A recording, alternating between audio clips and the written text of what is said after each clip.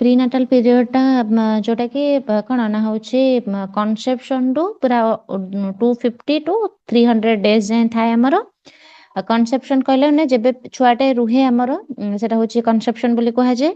तो प्रीनाटाल पीरियड माने हूँ कौन ना आमे कौन प्रकार प्रीनाटाल पीरियड रो डेवलपमेंट आधार रे आमर कौन कराई ना हूँ तीनोटी क्लासिफिकेशन कराई तीनोटी अंश रे विभक्त कराई जोटा कि जर्मिनाल आ गोटे हूँ एम्ब्रोइनिक आ गोटे है फर्टाइल है। तो जर्मिनाल रहा सेटा हूँ कौन ना कनसेप्शन जेबे होउछि कनसेप्शन 2 वीक्स जाए थाए है माँ पेट्रे जो छुआटा थाए तो हूँ 0 टू 2 वीक्स जाए कौन आमर जर्मिनाल माने ये थाए से स्टेज रे आमर कौन सरे कौन हुए थाए ना आमर जाइगोट तैयारी होता है सब जो आमर हूँ कौन जाइगोट तैयारी होइके धीरे धीरे कौन होता है ना यूट्रस रे इम्प्लीमेंट होता है सेटा कौन हुए ना सेल डिविजन द्रुत गति हार घटी थाए सेल डिविजन हुए ना सब जगह कौन गोटे जगार ही गोटे मांस पेंडुआ टाइप रहा हूँ कौन यूट्रस भितर हुए शरीर कौन प्रकार स्पष्ट अंक माने अंश ए देखा दिए ना जमीक हाथ गोड़ मुंड ए सब जो आमर हुए सेटा आमर जर्मिनाल स्टेज रे हेई न थाए कनसेप्शन रो 2 वीक्स पर्यंत होला जर्मिनाल स्टेज जो थे कि आमर सेल डिविजन द्रुत गति हार घटी थाए आ हूँ कौन ना यूट्रस रे आमर हूँ धीरे धीरे धीरे धीरे सेटा हूँ कौन ना हूँ बढ़ी थाए जाइगोट रो फॉर्मेशन होता है आ हूँ शरीर कौन प्रकार स्पष्ट अंश आमर से देखा जाए ना गोटे मांस पेंडुला टाइप रो खाली देखा दे थाए है। तापर आसला आमर कौन ना एम्ब्रोइनिक स्टेज एम्ब्रोइनिक रे कौन दउछि ना 2 टू 10 वीक्स भितर है 2 वीक्स कहले माने 15 दिन कनसेप्शन 15 दिन 15 दिन रु आमर हूँ 10 वीक्स जाए से पीरियड को एम्ब्रोइनिक पीरियड बोली कह जाए। एम्ब्रोइनिक आमर हूँ कौन ना मजर ऑर्गन सब बॉडी रो स्ट्रक्चर सब डेवलप करिवारे सहायता करथाय है जेमति कि हमरा हार्ट आसी जाय थाए ब्रेन आउ हैंड लेग से सब कौन माने आस्ते आस्ते आस्ते आस्ते करके फॉर्मेशन हेई थाए माने बढ़ी थाए। तापर हूँ कौन ना यही स्टेज को हम बहुत सेंसिटिव स्टेज बोली भी कहती कहीं हार्मफुल इफेक्ट माने टिके जदि किछि आंच आसिला ताहले हूँ कौन ना हूँ खराब हो जाबार संभावना थाए हार्मफुल इफेक्ट सब आसे। तो एटा हूँ कौन गोटे छोट छुआर जितेबाला हाथ गोड़ बढ़ुची कि गोटे हार्ट आसूची कि ब्रेन डेवलपमेंट होउची तो से सब भितर यदि कौन प्रकार भी हार्मफुल इफेक्ट आसूची ताहले एटा कुप्रभाव पकेइबो गोटे छुआटा उपरे है से सेंसिटिव स्टेज बोली भी कह जाए। आ गोटे फर्टाइल जोटा सेटा कि 10 वीक्स रु पूरा बर्थ माने 10 सप्ताह रु पेट भितर थिबा गोटे छुआटे जो 10 सप्ताह रु पूरा जन्म पर्यंत सेई पीरियड टा होची फर्टाइल स्टेज बोली आमे कहंती सेटा कोन हमर हेथाय जेतक ऑर्गन सब रहिला हाथ गोड़ देखा ही जाई थाए कोठी एम्ब्रोइनिक रे कि जतेबेले फर्टाइल स्टेज को आसे सेतेबेले पूरा होची कोन ना होची हाथ गोड़ बढ़िबारे सहायता करथाय हैला जो देखिथिबो तमे जेतेबेले 2 टू 10 वीक्स भितर गोटे छुआटे थिबो मा पेटरे सेतेबेले तार एते कोन ना होची वेट रो गेन हेई न थाए जोटा कि 10 वीक रु जन्म पर्यंत हबो तार सेतेबेले होची कोन ग्रोथ हबो ମାନେ ହଉଛି ସେ ଜଲ୍ଦି ଜଲ୍ଦି ବଢିବ ଯାହା ମା ଖାଇବ ସେଟା ତା ଇଏରେ ଲାଗିବ ହେଲା ହାର୍ଟ ବିଟ୍ ସେତେବେଳକୁ ପୁରା ଭଲ ଭାବରେ ପୁରା ଜଣା ପଡିବ ଆଉ ବେବିର ମୁଭମେଣ୍ଟ ଜଣା ପଡିବ ହେଲା ମୁଭମେଣ୍ଟ ହବାର ଜଣା ପଡିବ ଏ ସବୁ ଜିନିଷ ସ୍ପଷ୍ଟ ଭାବରେ ଦେଖା ହେଇଥାଏ ଫର୍ଟାଇଲ ଷ୍ଟେଜରେ। ଏଇଟା ହିଁ ତିନିଟା ଜିନିଷ ଅଛି ପ୍ରିନାଟାଲ ପିରିୟଡର ବୁଝିପାରିଲ। ଆଜ୍ଞା ମ୍ୟାମ୍। ଆମର କଣ ଚାଲିଥିଲା ma'am cognitive development. Cognitive development ନା यस मैम। ଓକେ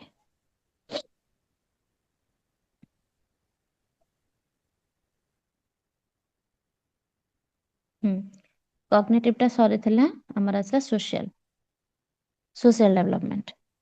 तो सोशल डेवलपमेंट कौन ना लिखाई सोशल डेवलपमेंट होची कि social development comes under the influence of his interest need sense or security of insecurity etcetera security of insecurity etcetera कौन देछि ना से कहूँ कि आमर गोटे जदि गोटे शिशुटे है गोटे सेफ आ सिक्योर मन करे ताहले सेमाने कौन अन्य मान सहित मिसवाक इच्छा करती जब कहे कि हाँ या सहित मत मिसबार सेफ लगुच ताहले मत सिक्योर लगुच कि या सहित मिसिले ताहले ही से कौन करेंगे सहित मिसबे तो सोशल डेभलपमेंट शेषर कौन करता है ना इंटरेस्ट को वृद्धि कराई थाए तार नीड को वृद्धि कराई थाए तार सेंसेस ऑफ सिक्योरिटी किंबा हमर इनसिक्योरिटी ऊपर ही निर्भर करता है ହେଲା କାହା ଉପରେ ସେ ବିଶ୍ୱାସ କରିବେ କାହା ସହିତ ତାର ହଉଛି ନିଡ୍ କୁ ସେୟାର କରିବେ କାହା ସହିତ ତାଙ୍କର ଇଣ୍ଟରେଷ୍ଟକୁ ସେୟାର କରିବେ ସେ ସବୁ ଜିନିଷ ହଉଛି ତାଙ୍କର କଣ ନା ସିକ୍ୟୁରିଟି ଆଉ ଇନସିକ୍ୟୁରିଟି ଉପରେ ନିର୍ଭର କରିଥାଏ ଆଉ ଗୋଟେ ଶିଶୁଟେ ସବୁବେଳେ ସେ ଇଏ କରେ କି ଇଏ ମୋ ପାଇଁ ସେଫ୍ ଇଏ ମୋ ପାଇଁ ସେଫ୍ ନୁହଁ ଇଏ ମୋ ପାଇଁ ସିକ୍ୟୁର ଇଏ ମୋ ପାଇଁ ଇନସିକ୍ୟୁର ତ ଏମାନଙ୍କ ସହିତ ମୁଁ ମିଶିବି ଏମାନଙ୍କ ସହିତ ମୁଁ ମିଶିବି ନାହିଁ ହେଲା ଏମିତି ସବୁ ସେ କଣ କରିଥାଏ ନା ହଉଛି ମାନେ ତାର ନିଜର ଇଏଟାକୁ ସେ ମତ ବ୍ୟକ୍ତ କରିଥାଏ ହେଲା ଇନସିକ୍ୟୁରିଟି ଯେମିତି କି ଗୋଟେ ଗୋଟେ ପିଲା ସାୟ ନେଚର ଥାଆନ୍ତି ହେଲା ସେମାନେ କଣ କରିବେ ସବୁ ଜାଗାରେ ସେମାନେ ଇନସିକ୍ୟୁରିଟି ଫିଲ୍ କରିବେ ତ ଯେମିତି କି ଘରେ କଣ ନା ଗୋଟେ ପିଲାଟିକୁ ସବୁବେଳେ ସୁରକ୍ଷା ମିଳେ ସେ କଣ କରେ ନା ଘରକୁ ଆସିଗଲା ମାନେ ସେ ପୁରା ସିକ୍ୟୁର ଫିଲ୍ କରେ ହେଲା ତାମାନେ ସେ ଜାଣୁଛି ତାର ସୋସିଆଲ ଡେଭଲପମେଣ୍ଟ ତାର ହଉଛି କି ସେ ଜାଣିପାରୁଛି କି ହଁ ମୋର ଘରେ ମତେ ସୁରକ୍ଷା ମିଳୁଛି ସ୍କୁଲରେ ସାଙ୍ଗମାନଙ୍କ ସହିତ ସହଜରେ ସେ ମିଶି ଯାଉଛି ଘରେ ଯେହେତୁ ସବୁବେଳେ ଯେମିତିକି ଆମେ ପଢିଥିଲେ କଣ ସରି ସରି ସରି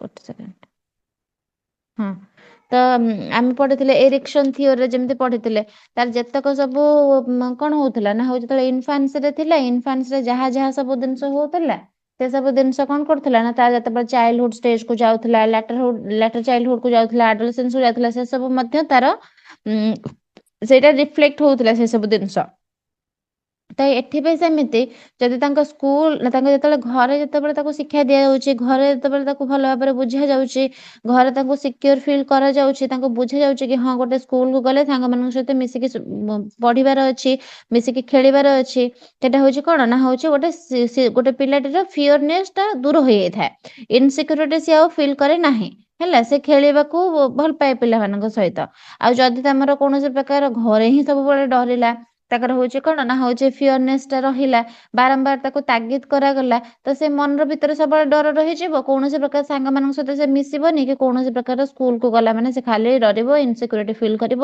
କୌଣସି ଗ୍ରୁପରେ ମିଶି ପାରିବନି ଖେଳି ପାରିବନି କିଛି ବି କରିପାରିବନି ହେଲା ତ ସୋସିଆଲ ଡେଭଲପମେଣ୍ଟ କଣ କହୁଛି ନା social development comes under the influence of his interest need sense of security or insecurity ତାପରେ କହିଲା social development influenced by physical growth and moral development तो social development ଉପରେ ଆମର କଣ ନା physical growth ଆଉ moral development ର ପ୍ରଭାବ ମଧ୍ୟ ପଡିଥାଏ ହେଲା influence ମଧ୍ୟ ଥାଏ ଯେତେବେଳେ ଗୋଟେ ଶିଶୁ କଣ ନା ହଉଛି ତାର ବଡି ଭଲ ଭାବରେ ଗ୍ରୋ କରେ ହେଲା ତାର ବଡିଟା ଯଦି ଭଲ ଭାବରେ ଗ୍ରୋ କରିବ ସେ କଣ ନା ରାଇଟ ରଙ୍ଗ ବୁଝିବା ଶିଖିବ ହେଲା ତା ହଉଛି ସେତେବେଳେ ସେ ଅନ୍ୟ ମାନଙ୍କ ସହିତ ଭଲ ଭାବରେ ବିହେଭ ମଧ୍ୟ କରିପାରିବ ଯଦି ତାର ଫିଜିକାଲି ହିଁ ସେ ହଉଛି କଣ ନା ଷ୍ଟ୍ରଙ୍ଗ ନାହିଁ ସେ ଫିଜିକାଲି ମାନେ କିଛି ଗୋଟେ କରିପାରୁନି ହାତ ଗୋଡର କାମ ତାର କରୁନି ହେଲା ସେ ସିନା ଆଗକୁ ଗଲେ ବାହାରକୁ ବୁଲାବୁଲି କଲେ ସେ କିଛି ଜାଣିପାରିବ ଖେଳକୁଦ କରିବ ସେ ଜାଣିପାରିବ କି କୌଣସି ପ୍ରକାର କାହା ଗୋଟେ ସାହାଯ୍ୟ କଲେ ସେ ଜାଣିପାରିବ କି ହଁ କୋଅପରେଟିଭ ନେଚର ରଖିବା ଦରକାର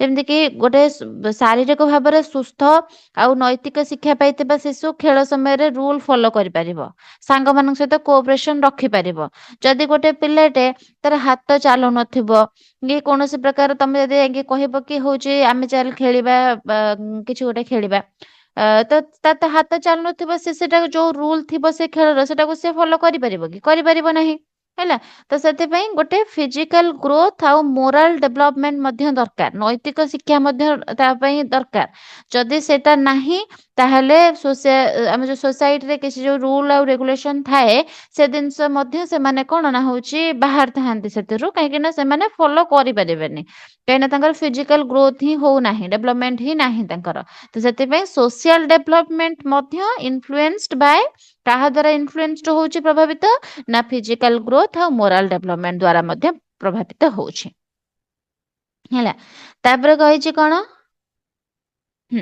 ତାପରେ କହିଲା କଣ ନା it means the increasing ability get along well with oneself and others ଏହା ଅର୍ଥ ହଉଛି କଣ ନା ଶିଶୁର ନିଜ ସହିତ ଆଉ ଅନ୍ୟମାନଙ୍କ ସହିତ ଭଲ ଭାବରେ ଆଡଜଷ୍ଟ କରିବା ଆବିଲିଟି ଧୀରେ ଧୀରେ କଣ କରିଥାଏ ନା ବଢିଥାଏ ହେଲା ଯେମିତିକି ଗୋଟେ ଶିଶୁ ନିଜର ଫିଲିଙ୍ଗସକୁ ବୁଝିକି ଶାନ୍ତ ରହେ ସାଙ୍ଗମାନଙ୍କ ସହିତ ଝଗଡା ନ କରିକି ସେ ସେମାନଙ୍କ ସହିତ ମିଶିଥାଏ ସେ ଭାବେ କି ନା ହଉଛି ମତେ ଏଇଠି ଚୁପ୍ ରହିବାର ଅଛି ମତେ ତାଙ୍କ ସହିତ ଝଗଡା କରିବାର ନାହିଁ ତ ସେଥିରେ କଣ ହେଲା ନା ହଉଛି ସିଏ ଗୋଟେ ଜିନିଷକୁ ବୁଝିଲା ହେଲା।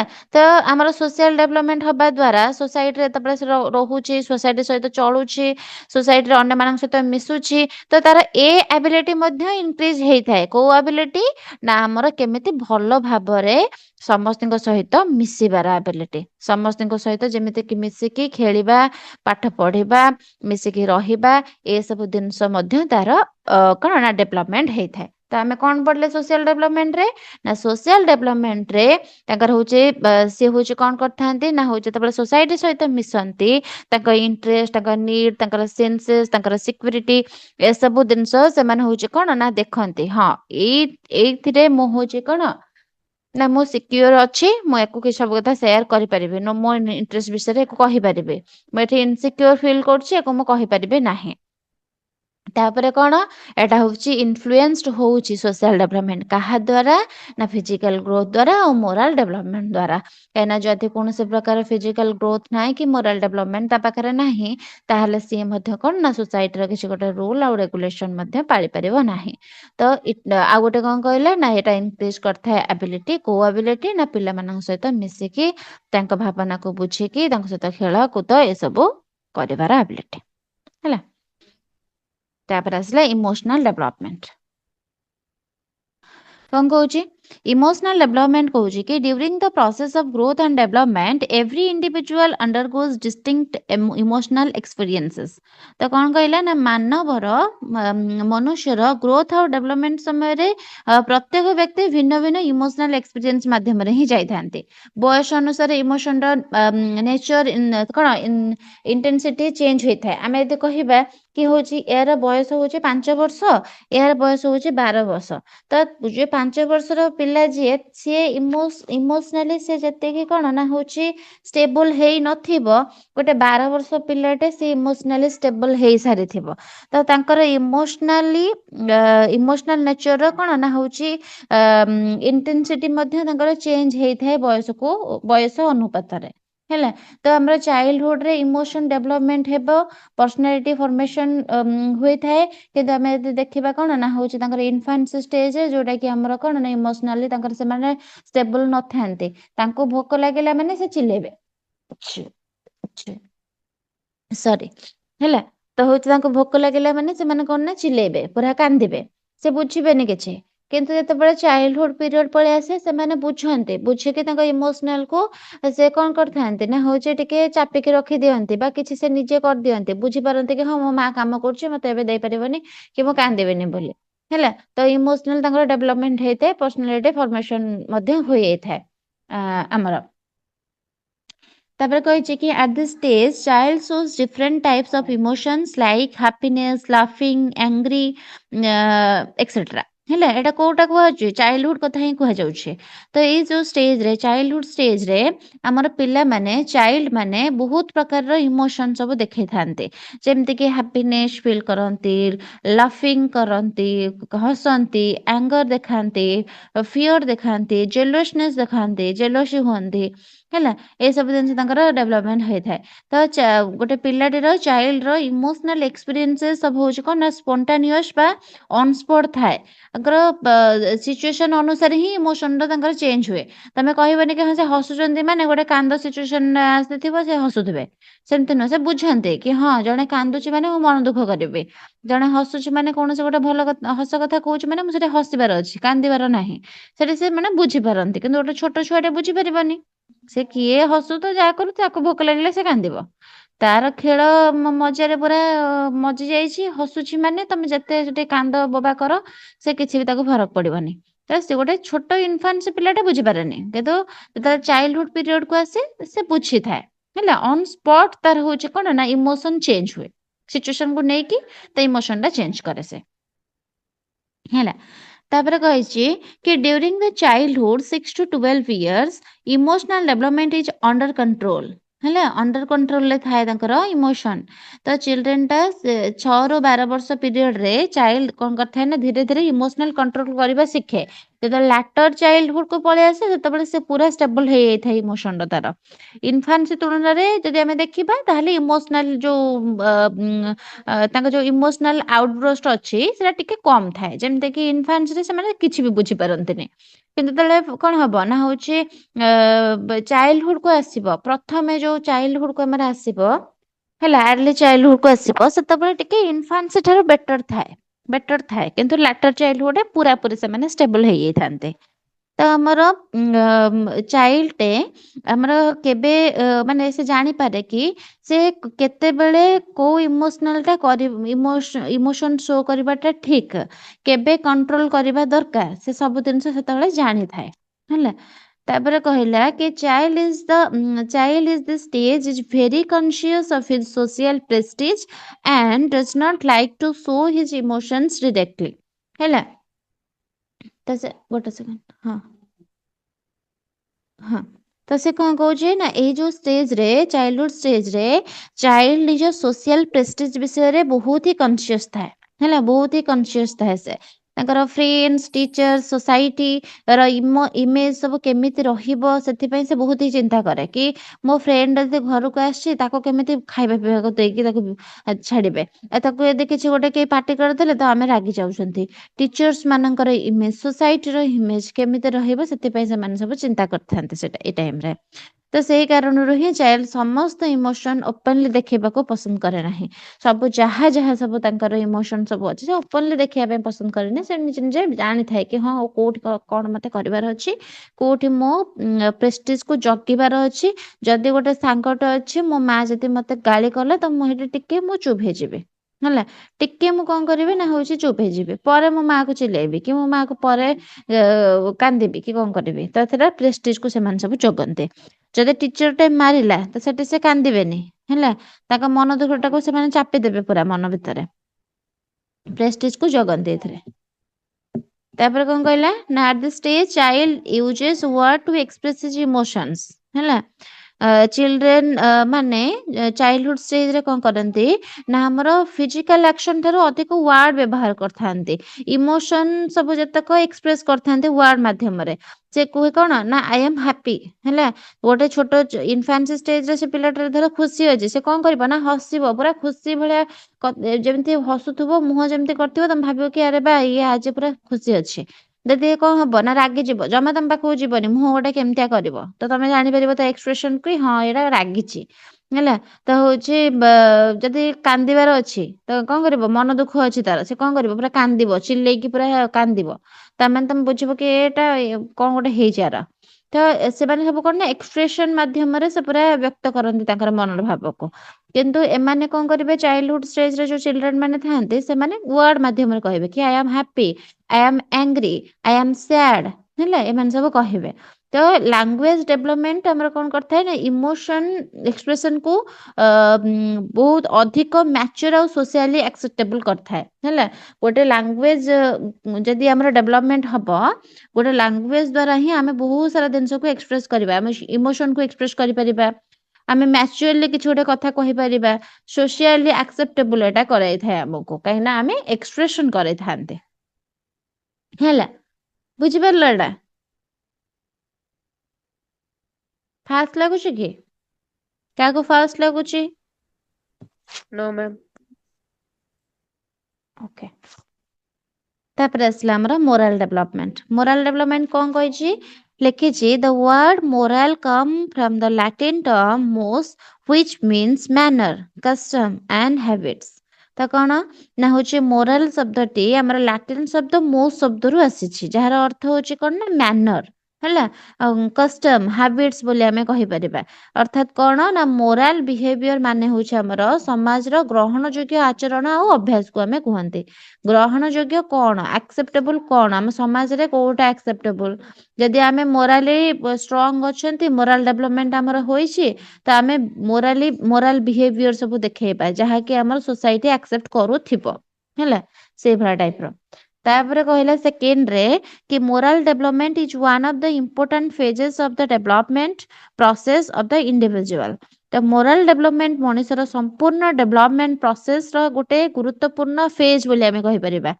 फिजिकल किंबा इंटेलेक्चुअल डेवलपमेंट परी मोराल डेवलपमेंट जोटा रहिला सेटा मध्य पर्सनालिटी फॉर्मेशन पई बहुत ही आवश्यक हला बहुत इंपोर्टेंट हमर फिजिकल डेवलपमेंट होउचे हम हाथ गोड़ हल्ले पारुछंती कोनसे प्रकार रूल फॉलो करि पारुछंती किछि गोटा हमर रहुछि जदि एटा करिवार अछि हम कोन से ता द्वारा करि पारुछंते हमर कोड इंटेलेक्चुअल डेवलपमेंट जमिति हमको काम करे इंटेलेक्चुअल डेवलपमेंट कहला माने कोन ना इनर पार्ट जोटा कि हमर मेंटली स्ट्रांग कराई थाए मेंटली हमें गोटे दिन से भाबी पारथांती कोथरे कोन करबा को अछि कोडा न करिवार अछि हमें इंटरनली भाबी थांते तो सेही टाइप रो मोरल डेवलपमेंट मध्य हमर पर्सनालिटी फॉर्मेशन पई ही बहुत इंपोर्टेंट अछि इंपोर्टेंट दरकार तापर कहला कि moral development means learning social और moral values which include lesson about honesty, kindness, charity, service, evidence and the like.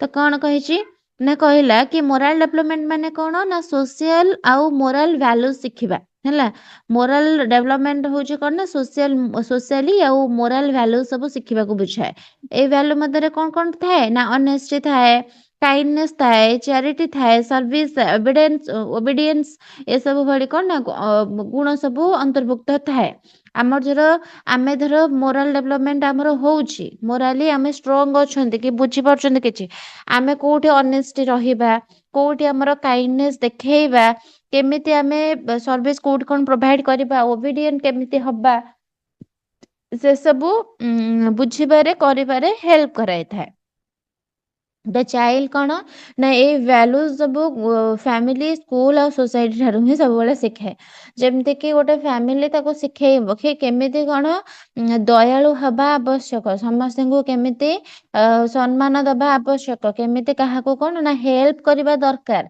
Honesty person केमिति तमे हबो हैला ना तो ये सब दिन से हमको के सिखाई थाए ना स्कूल ही सिखाई थाए सॉरी फैमिली ही सिखाई थाए स्कूल जेतेबेले जानती स्कूल हमको सिखाए केमिति कौन ना होची सर्विस केमिति कौन प्रोवाइड आमे सॉरी केमिति कौन आमे पिला मानक सहित मिसिबा हैला केमिति आमे तांको भाबरे दया भाव देखेइबा पिला मानक सहित केमिति ऑनेस्टी हेकी चलिबा ए सब हमको स्कूल सिखाए सोसाइटी हमको सिखाए केमिति काहा को सर्विस प्रोवाइड करियार अछि हैला देखो केमिति आमे होची कोन गोटे ओबीडियंट गोटे बॉय बा गर्ल हेबा हम सोसाइटी प्रति ए सब दिन से हमको सोसाइटी रो शिक्षा को मिलता है हैला तो ए सब दिन से हमें सिखंती एही माध्यम रे आ केमिति सिखि परिबा जदी हमर मोरल डेवलपमेंट होउची ताले हमें सिखि परिबा जानि परिबा बुझि परिबा गोटे सिपी चाइल्ड को ए सब सिखाई रे से बुझि परिबनी किछि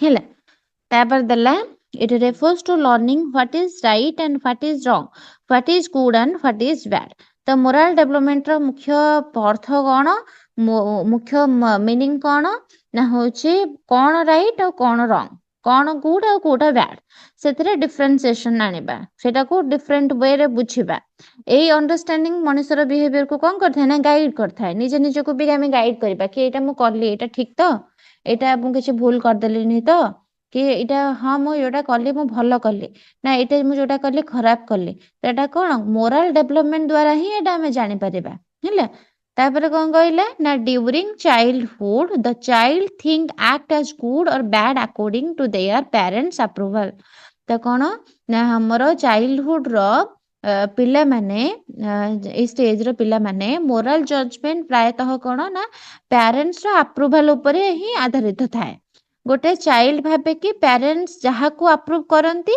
सेटा ही भलो जहा को डिसअप्रूव करंती सेटा होची खराब जदि हमें गोटे भलो गोटे किछि गोटे भलो मार्क नै के आसले पेरेंट्स माने कोन ना खुशी हे गले पूरा तो से माने भाबे कि हां एटा बते भलो मु मार्क रखु छु अधिक देले एटा भलो काम मु धर किछि गोटे घर काम कर देले धर मा कोन गोटे दरकार ताको धर मु किछि एटा आनि के देली कि दुकान गली से किछि गोटे कथा मानिले से माने भाबे कोन कि मते एते भल पाया दउछंती ता माने एटा ठीक काम जदि मते खराब करी बिगिड़ले केटा कोन पे कलु एटा कहीं कलु सेटा कहीं कलु से पूरा संग संग कदबे ना एटा भूल काम सेत पे मते बिगिड़ले हो हैला तो मैम सेटा तंग माइंड रे थाए हां कोन न को मोरल डेवलपमेंट और कॉग्निटिव डेवलपमेंट दुटा से मोराल डेभलपमेंट और कॉग्निटिव हाँ कॉग्निटिव डेभलपमेंट मोराल डेभलपमेंट एका टाइप रो तमे कहि परिबो काहेकि ना कॉग्निटिव डेभलपमेंट भी होचे हमर कोन ना होचे हमर जतक इंटेलेक्चुअल डेभलपमेंट हे गला भीतर जहा सब मानसिक डेभलपमेंट हैला सब जंक हमर कोन ना होचे जेटा मोराल वे रे भी जाई परिबो आ कॉग्निटिव वे रे भी जाई परिबो मोराल कहिला माने हमें काहा को बुझचंती ना गोटे मनुष्य रो डेभलपमेंट प्रोसेस रो गोटे होचे कोन फेज जोटा की इंटेलेक्चुअल डेभलपमेंट परि काम करे मोराल डेभलपमेंट तो इंटेलेक्चुअल डेभलपमेंट ही कॉग्निटिव डेभलपमेंट सहित समान गोटे गोटे पर्सनालिटी फॉर्मेशन पई हमर कॉग्निटिव डेभलपमेंट दरकार आ हमर मोराल डेभलपमेंट भी सेम ही नैतिक विकास कौन नैतिक विकास कहला माने आमे केमिति कोन गोटे सोसाइटी रे केमिति सोसाइटी रो वैल्यू केमिति बुझिबा केमिति आमे ऑनेस्टी पर्सन हबा काइंडनेस केमिति रखिबा फैमिली प्रति केमिति रखिबा सोसाइटी प्रति केमिति रखिबा ए सब जिंस जहा जहा बुझुचंती आमे से सब जांक मोराल वे रे जाउची मोराली आमे केमिति बुझुचंती बा डेभलपमेंट हमर केमिति होची जहा द्वारा कि आमे ए नैतिकतार विकास हमर घटिला कॉग्निटिव कहला माने कोन जहा जतक प्रकार इंटेलेक्चुअल डेभलपमेंट रहिला मते एबे कोन करियर अछि ना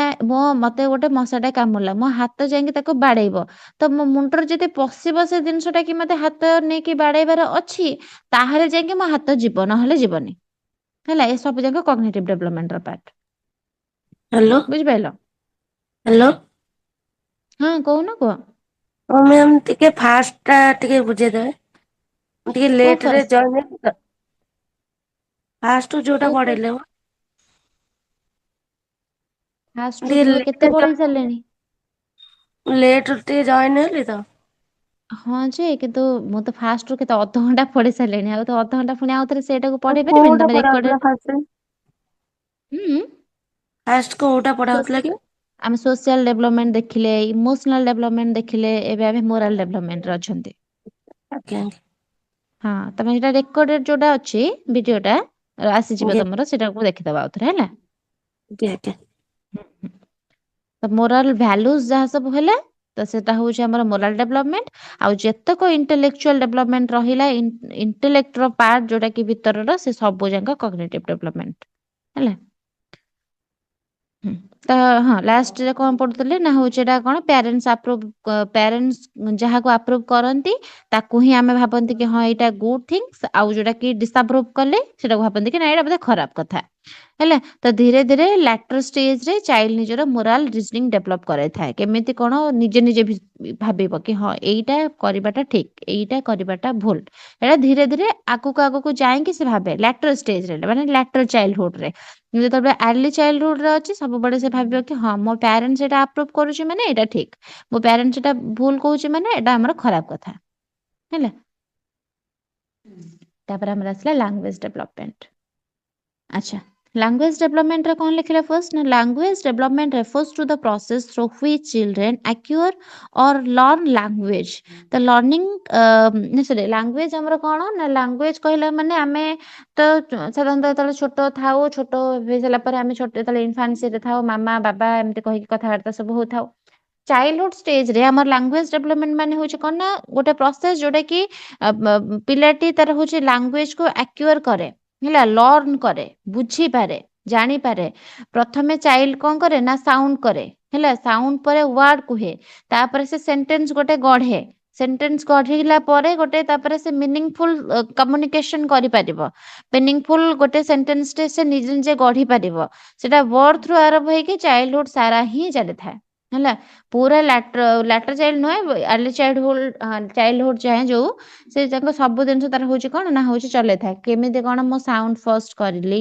साउंड कर सारा पर केमी मामा बाबा एमती करके डाक केमी वार्ड रे फॉर्मेशन कर वार्ड रू केमी सेंटेंस गढ़ सेंटेंस रू गोटे मीनिंगफुल सेंटेंस केमी गढ़ केमी मीनिंगफुल कम्युनिकेशन कर तो language development associated with cognitive social literacy development of a child तो कौन कहूँ ना लैंग्वेज डेवलपमेंट चाइल्ड रो कॉग्निटिव डेवलपमेंट सहित गभीर भाव में एसोसिएटेड होइकी थाए हैला गोटे कॉग्निटिव डेवलपमेंट सहित तार पूरा एसोसिएट होइकी थाए ଚାଇଲ୍ଡ ଯେତେ ଭଲ ଚିନ୍ତା କରିପାରିବ ସେତେ ଭଲ ଲାଙ୍ଗୁଏଜ ମଧ୍ୟ ୟୁଜ କରିପାରିବ।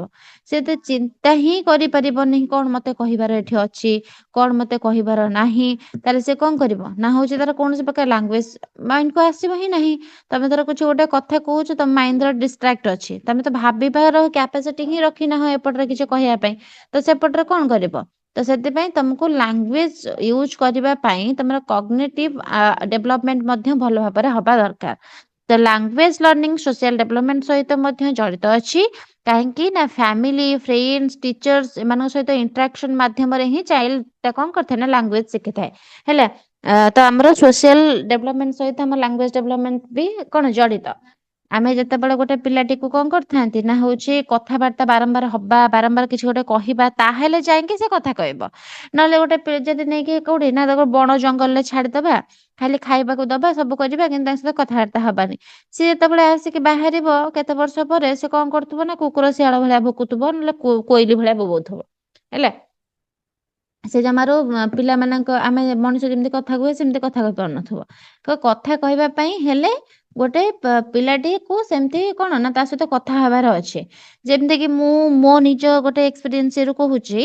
ମୁଁ ଗୋଟେ ଆଗରୁ ଯେତେବେଳେ ରହୁଥିଲି ଗୋଟେ ଜାଗାରେ ଘର ଭଡା ନେଇକି, ସେଠି ତାଙ୍କର ଓନର ଯିଏ ତାଙ୍କର ବୋହୂଙ୍କର ଝିଅ। ହେଲା, ତ ସିଏ ଯିଏ ସବୁବେଳେ ଚାକିରିକୁ ଯାଆନ୍ତି, ତାଙ୍କ ବାବା ବି ସେମାନେ ଚାକିରିକି ଯାଆନ୍ତି, ତ ତାଙ୍କ ଜେଜେମା ପାଖରେ କଣ କରନ୍ତି ନା ଛାଡି ଦେଇକି ଯାଆନ୍ତି ଝିଅଟିକୁ। ତ ତା ଜେଜେମା ସେ ବହୁତ ଏଜ ହେଲାଣି, ତ ସିଏ କଣ କରିବ, ସିଏ ତ ତା କାମ ହିସାବରେ କରେ, ଆଉ ସେମିତି ତାର ହଉଛି କଣ ନା ସେ ଯଦି ଖେଳୁଥିବ ଖେଳୁଥିବ ଜେଜେମା ତାର ଶୋଇପଡିଥିବ। ଏମିତି କେତେ ଦିନ ଗଲା, 2 ବର୍ଷ ବେଳକୁ ମାନେ ଭାବ 2.5 ବର୍ଷ 3 ବର୍ଷ ତାକୁ ପାଖାପାଖି ହେଲାଣି, ସେ ଜମା କଥା ହିଁ କହିପାରୁନାହିଁ। ମାନେ ଖାଲି ମାନେ ଧର ତାକୁ ହସ ଲାଗିଲା କି ଏକ୍ସାଇଟେଡ ହେଇଗଲା, ପୁରା ଏକ୍ସାଇଟମେଣ୍ଟରେ ସେ ଖାଲି ଚିଲେଇବ, ମାନେ କିଛି ଗୋଟେ ଇଏ କରିପାରିବନି, ଖାଲି ଚିଲେଇବ। ତାକୁ ଯଦି କିଛି ରାଗ ଲାଗିଲା, ସେ ସେମିତି ଖାଲି ଚିଲେଇବ, ଖାଲି ହେଇକି ଚିଲ୍ଲାଏ, କିଛି କଥା କହିପାରେନି। ତ ସେଟା କଣ ନା ହଉଛି ତା ସହିତ କେହି କଥା ହେଲେନି, ତାକୁ ସେତିକି ଟାଇମ ଦେଲେନି, କଣ କାହାକୁ କହିବାର ତାକୁ ସେ ସବୁ ବୁଝେଇଲେନି, ତ ତାର କଣ ହେଲା ନା ଲାଙ୍ଗୁଏଜ ଡେଭଲପମେଣ୍ଟ ହେଲାନି ତାର, ହେଲା ଲ୍ୟାଗ ହେଇଗଲା ସେଠି। ଯେ ସେଥିପାଇଁ ତ ଲାଙ୍ଗୁଏଜ ଡେଭଲପମେଣ୍ଟ ପାଇଁ ଆମର ସୋସିଆଲ ଡେଭଲପମେଣ୍ଟ ମଧ୍ୟ ଦରକାର। ହେଲା, ଆଚ୍ଛା, ସେ ଯୋଉ ଦେଇଛି ଦେଖ, ଆକର୍ଡିଂ ଟୁ ସ୍ମିଥଙ୍କ ଅନୁସାରେ କୋଉ ଏଜ ରେ କିଏ ସେ କେତେ କେତେ କଥା କହିପାରିବେ, ଏଟା ବି ତମେ ଆଡ କରିପାରିବ। ହେଲା, ଏକ୍ସାମ ରେ ଯେତେବେଳେ ଲେଖୁଛ ଲାଙ୍ଗୁଏଜ ଡେଭଲପମେଣ୍ଟ, ତମେ ଆକର୍ଡିଂ ଟୁ ସ୍ମିଥ ବି ଲେଖିପାରିବ। ଫ୍ରମ ବର୍ଥ ରୁ 8 month 0 ୱାର୍ଡ ସେ କିଛି ବି କହି ଶିଖିନଥାଏ 8 month ଯାଏଁ। ଯେତେବେଳେ 10 month ଯେତେବେଳେ ଆସେ, ସେ ଗୋଟେ ୱାର୍ଡ କହିବା ଶିଖେ, ଯଦି କହିବ ମା ମା ଏମିତି। ହେଲା, ଯେତେବେଳେ 1 year ହୁଏ ସେତେବେଳେ 3 ୱାର୍ଡ ଶିଖେ। 1 year to 3 month ଯେତେବେଳେ ହୁଏ 19 ward, 3 month to 6 month to 22 words। 1 year ରୁ 9 month ଯେତେବେଳେ ସେତେବେଳେ ହୁଏ, ସରି 1 year to ମାନେ 19 monthରେ ଲେଖା ହବା କଥା, ଭୁଲ ଲେଖା ହେଇଛି। ହେଲା, ଯେତେବେଳେ ହୁଏ ସେତେବେଳେ ସେ କଣ କରେ ନା ହଉଛି 118 ୱାର୍ଡ ସେ କହିଥାଏ। ଯେତେବେଳେ 2 years ହୁଏ 272 words କୁହେ। 4 years ବେଳକୁ 1500 ମାନେ 50 words ସେ କହିବା ଆରମ୍ଭ କରେ। ଯଦି 5 years ହେଇଥାଏ ତାହେଲେ ମ୍ୟାମ୍ 2072 word ଯୋଉ କୁହେ। ବାକି ବି ଉପର ଗୁଡାକ ଯୋଉ ବି 1 year to 3 month ଅଛି ଆଉ 3 month to 6 month ଅଛି, ଏଗୁଡାକୁ ବି ହଁ, ବୋଧେ କରେକ୍ଟ କରାହବ ନା ସେମିତି? କୋଉଟା ନା ସେଗୁଡା ତ ଠିକ ଅଛି ବୁକ୍ ଅନୁସାରେ। କୋଉଟା ମୁଁ ବୁଝିପାରୁନି ତମେ କଣ କହୁଛ। ଯୋଉ 10 month ରେ 1 word କହିବ, ତାପରେ 1 year ରେ 3 word କହିବ, ତାପରେ ଅଛି 1 year to 3 month ଅଛି। ହଁ, ମାନେ 1 year to 3 month मतलब ଆଚ୍ଛା, ହଁ, ଗୋଟେ ଯିଏ ଲେଖିଛି ସେ ଟିକେ ଏପଟ ସେପଟ କରିଦେଇଛି। ହେଲା, ତମେ ବୁକ୍ ରେ ଦେଖିବ ମ୍ୟାମ୍ ବୁକ୍ ରେ ସ୍ମିଥ ସେମିତି ହିଁ ଅଛି। ଗୋଟେ ମନ୍ଥ ଲେଖିଛି, ଆଜ୍ଞା ମ୍ୟାମ୍। ଆଜ୍ଞା ମାନେ 1 year to 3 month ଲେଖିଛି। ଆଜ୍ଞା ମ୍ୟାମ୍। ଏଇଟା କେମିତି ଲେଖିବ? ମ୍ୟାମ୍ ମତେ ସେଟା ଲାଗୁଛି ସେଟା 1 year to 1 year 3 month କି କଣ। ହଁ, ସେଇଟା ହିଁ। ଏଟା ଯୋଉ ଯିଏ ବି ଲେଖିଛି ପିଡିଏଫ କୁ, ନହେଲେ ସେ ଯୋଉ ବୁକ୍ ରେ ଯୋଉଟା କହୁଛ ତମେ ଲେଖିଛି ବୋଲି, ଏଟା ଆକ୍ଚୁଆଲି କଣ ହବା କଥା କହିଲ, ଧର 1 year ଦେଇଛି, 1 year ରୁ ତାର 3 ମାସ ପରେ, ମାନେ 1 year ଆଉ 3 month 15 months ଯଦି 15 ମାସ। ହଁ 15 month, ତାପରେ ଯୋଉଟା 3 month ଦେଇଛି ଏଟା ହଉଛି 3 month ଆକ୍ଚୁଆଲି ହବା କଥା ନୁହେଁ, ସେ କଣ ଏପଟ ସେପଟ ଭୁଲ ଭାଲ କରିକି ଦେଇଛି ହେଲା। ଏଟା ବୁକ୍ ରେ କଣ ସେମ୍ ଦେଇଛି 3 month to 6 month ଏଟା ଆଡ୍ କରୁଛି ମଝିରେ। ଆଜ୍ଞା ଆଜ୍ଞା ମ୍ୟାମ୍। ମ୍ୟାମ୍। ଆଜ୍ଞା। ଏମିତି ଭୁଲ କରିକି ଦେଇଛି। ହଉ ମୁଁ ଦେଖିବି ଟିକେ ବୁକ୍ ଟିକେ ଦେଖିବି, ଦେଖିକି ତମକୁ ଠିକ ଏଟା ତମକୁ ଦେଇଦେବି। ଏଟା ମତେ ଲାଗୁଛି ଭୁଲ ଲେଖିଛି, ସେ ବୁକ୍ ରେ ବି ଯୋଉ ଦେଇଛି ସିଏ କୌଣସି ପ୍ରକାର ପ୍ରିଣ୍ଟିଂ ମିଷ୍ଟେକ୍ କରିକି ଲେଖିଛି, ଯୋଉଥିରେ କି ପିଡିଏଫ୍ ଯେତେବେଳେ ବନା ହେଇଛି ସେଇଥିରୁ ସେ ଲେଖିଛି। ମ୍ୟାମ୍ ସେ ବୁକ୍ ରୁ ଦେଖିକି ଲେଖି ଦେଇଛନ୍ତି ବୋଧେ। ହଁ ହଁ ସେଇଥିପାଇଁ ଏଟା ଭୁଲ ଅଛି ହେଲା। ମୁଁ ତମକୁ ଦେଖେଇଦେବି କାଲି ଯେତେବେଳେ କ୍ଲାସ କରିବି, କାଲି ତମକୁ ମ୍ୟାମ୍ ଦେଖେଇଦେବି। ମ୍ୟାମ୍ ସେଇଟା ହବ 1 year 1 month ରୁ 6 month, ସେଇଟା 3 month ହବନି, 1 year ହବ ସେଇଟା। କଣ କହିଲ? ମ୍ୟାମ୍ ସେଇଟା 3 month ରୁ ଲେଖା ହେଇଛି, 3 month ରୁ ହଁ 6 month ଲେଖା ହେଇଛି, ସେଇଟା ହବ ହଁ 1 year ରୁ 6 month ସେଇଟା ହବ।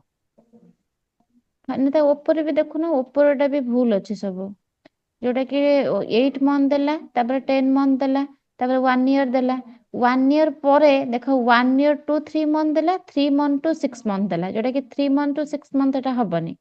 ସେଟା 1 year ହବ। ଆଜ୍ଞା ସେଟା 1 year to 6 ଗୋଟିଏ month। ବର୍ଷରୁ 3 ମାସ ଭିତରେ ସେ 19ଟା ୱାର୍ଡ କହୁଛି। ଆଉ ଏଟା ଯୋଉ ହଁ 1 ମ୍ୟାମ୍ 1 ସେଟା ହବ 1 year to 1 6 year ରୁ month ହବ, 6 ଦେଢ month। ବର୍ଷରେ ହଁ 22ଟା ୱାର୍ଡ ହେଇଥିବ। ହଁ ହଁ ସେଇ କଥା କହୁଛି ପରା।